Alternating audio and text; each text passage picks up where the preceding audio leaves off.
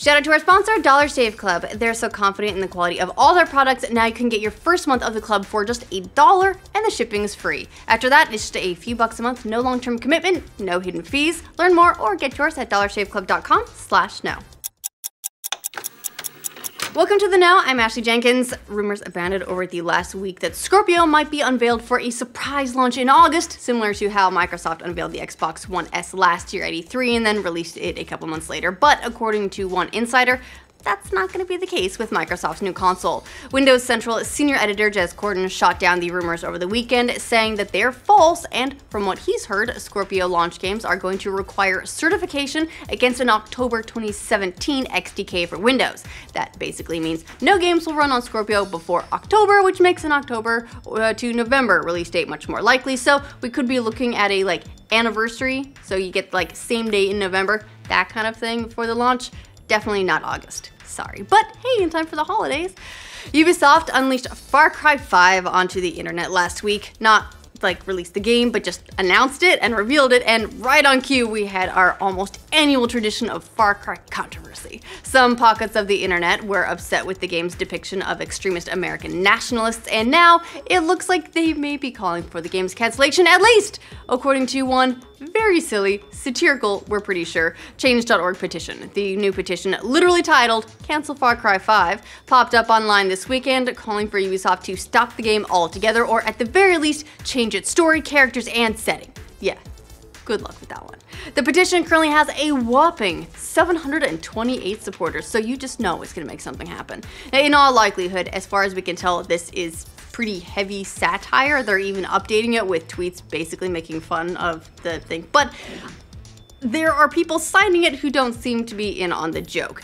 Either way, at least it can give us a good laugh, like all those other change.org petitions that are doing so much. I mean, we're really getting close to changing Mass Effect 3's ending, right?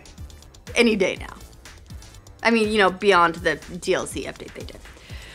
Another day closer to E3, oh god, another game confirmed to be sitting the expo out.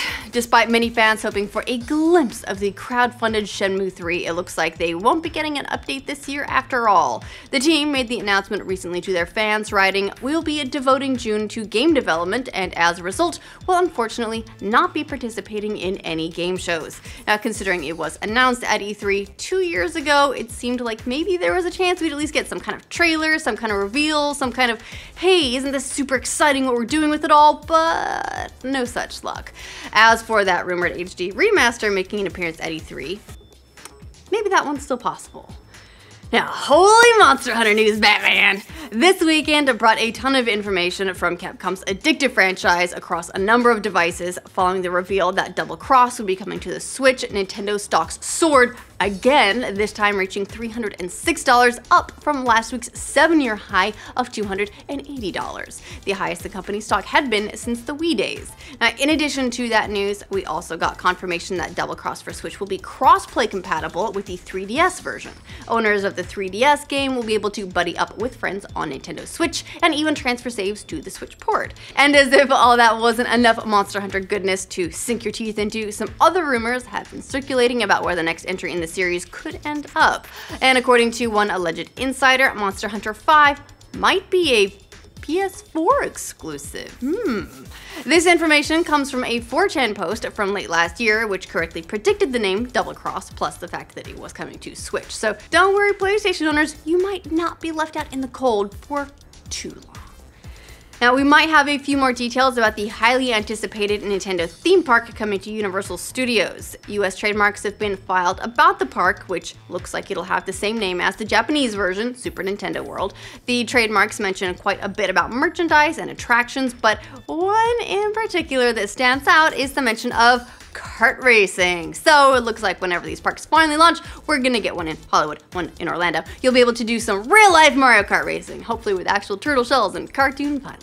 The endless well of fan sorrows known as the Final Fantasy VII Remake just got another weird development today, because apparently the ones from last week weren't enough. Apparently, Square Enix is moving all work on the game in-house. Previously, Square Enix side studio CyberConnect 2 was doing most of the development, but according to Square in a recent Mobius Final Fantasy livestream, Mobius lead Naoki Hamaguchi will be taking over development. Hamaguchi said the company has decided to shift to an internal setup, including mass production and quality, because we want to control everything, including quality, on a stable schedule.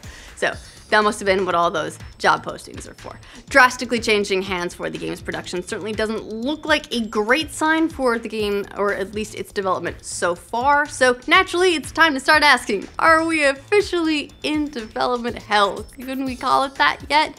In a recent earnings call, Square Enix said the game would be out sometime in the next 3 years or so, but if they're moving developers at this stage, who knows, it could be more like the or so part. Now, it looks like Sledgehammer Games is super serious about making Call of Duty World War II as authentic as possible, and to ensure the game's accuracy, they've gotten the help of historian Martin Morgan, who wrote 2 books about the Normandy invasion and has interviewed thousands of veterans on the subject. Morgan said in an interview with Edge magazine that the game will be huge. He said, "It may be the biggest thing that has ever happened for this subject. I'm not saying that because I've become a Sledgehammer Games zombie who just spouts off propaganda. I say it because one thing we already definitely know is that this is going to be big." So there you go. It's gonna be big because, well, it's Call of Duty. Call of Duty's big. Call of Duty World War II is launching on November 3rd for PS4, Xbox One, and PC, so I guess we'll just see how big it gets then. In what sounds like the biggest dare ever, kind of weird, but there you go. The makers of Rime say they will remove anti-piracy software de novo from the game if pirates manage to crack it. So I guess the real headline here is get ready for a DRM-free version of Rime. In a post on the game's Steam forum, a Tequila Works staff member said the decision to include de novo anti-piracy software was made to preserve the quality in Rime. But if the game is cracked successfully, Tequila Works will release a de novo free version of Rime and update existing platforms. Now, you might remember that both Resident Evil 7 and Mass Effect Andromeda, both of which had de novo, were cracked within a month of their releases, and that was without the devs saying, hey, if someone cracks this, we'll remove it for everyone else too, so good luck with that. Although we have also been hearing that they're maybe kind of are using that as an excuse for why it's having so much trouble on PC. Now, we're learning more about the Mario and Rabbids crossover game, you know, the one with the Rabbid Peach taking selfies. While nothing has been officially released yet, comicbook.com gave some additional details from the games, which it attributed to sources at Ubisoft. Apparently, Ubisoft approached Nintendo 3 years ago with the idea, and Nintendo very uncharacteristically approved. The game was initially planned for the Wii U, but obviously that didn't happen. Nintendo is overseeing the project, which was originally supposed to debut in January during the whole big Switch presentation, but Nintendo pushed that back so the game could get more polished. The game has 8 characters who all have different skills that develop over time. The campaign reportedly takes 20 hours, and there's an online battle mode for co-op play and arena battles. So there's a pretty good chance, since we didn't see it in January, we're probably going to know more about it at E3, so stay tuned. Grand Theft Auto 5 might be one of the best-selling games ever. Like, crazy, 80 million copies. It's nuts, but Uzbekistan, not impressed. The country dropped the ban hammer on not only GTA 5, but a bunch of other games for, quote, distorting values. The list of 34 games banned by the country also includes games like Call of Duty Black Ops, Silent Hill, Resident Evil, Mortal Kombat, and Doom. These guys are way behind the times. The BBC quoted authorities who said the games could be used to propagate violence, pornography, threaten security, and social and political stability. Weirdly, The Sims was also on the list, which I guess could propagate violence if you're one of those players who likes to build a wall around their Sims and murder them, or leave them in a pool, or, you know, take all the doors out and then just watch them. It's like ants. Now, summer might be right around the corner, but these are some dark days in the Hollywood box office. Earnings for the Memorial Day weekend, which is normally a huge weekend for the box office, was the worst in almost 2 decades, according to Variety. Led by Pirates of the Caribbean, Dead Men Tell No Tales, movies made a total of $172.3 million in the US over the weekend, the worst since 1999 when Star Wars The Phantom Menace ruled the box office. Pretty much every movie's underperformed so far this summer. We're still really early in the summer, but so far, especially Baywatch, which only made $23 million domestically last weekend, which is not great when your budget is more than $60 million. I mean, it had Zac Efron and The Rock flexing it, and it had a whole bunch of like girls in swimsuits. I don't know how it's not doing better. It's really stupid, but that was kind of the point. I loved it. The bright spot so far, though, is Guardians of the Galaxy Volume 2. Now, that one came in second place and has made more than $788 million worldwide, so, you know, there's some bright spots.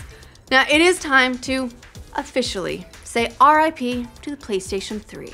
Gematsu reports that production of the console has officially ended in Japan, according to the official website. It joins its rivals, the Xbox 360 and the Wii, which have also ended production. The PS3 was the worst-selling Sony console and initially was criticized after it was priced at $600 at launch, but it had a really solid lineup of exclusives, eventually sold more than 80 million units. So honestly, if you can be the worst-selling PlayStation console and pass 80 million units, you're good. Now, if you're wondering, its best-selling game by far was Grand Theft Auto 5. So long, PlayStation 3, you might not have been the most popular PlayStation, even though you had a really sick Spider-Man font when you launched, but you were special in your own way. I still have that one with the Spider-Man font because that's the one that has like the backwards compatibility stuff that they could do. And then they took that out because it was really cheaper not to have it. But I don't have a PS2 anymore, so it was good for me. Anyway, that's enough about me and my PlayStation. What do you guys think of all of these stories? Let us know in the comments down below. To make sure you get news from every corner of the internet every single day, make sure you like this video. If you're new to this channel, subscribe to the know. That's also an important step. Thanks to Dollar Shave Club for sponsoring this update. DollarShaveClub.com delivers amazing razors right to your door so you don't have to keep using the same dull, dirty, gross, hairy razor because it's a pain to get them from the store. These guys have a whole lineup of razors so you can decide how fancy you want to get, plus extras for shaving or just for keeping yourself clean in general. There's the Dr. Carver's Shave Butter, there's a mint cedar wood body cleanser that smells really nice. Also smelling nice, the amber lavender soap. Actually, that's kind of a trend with their stuff. It all smells really nice. They've even got stuff for your hair now, so basically all your grooming needs are covered. Dollar Shave Club is so confident in the quality of all their products. Now you can get your first month of the club for just $1 and the shipping is free. After that, it's just a few bucks a month. There's no long-term commitment or anything like that, so you can cancel whenever you decide to try for that sweet beard or see how long you can get your leg hairs. There's no hidden fees, no reason at all not to do it. Get yours at dollarshaveclub.com/know.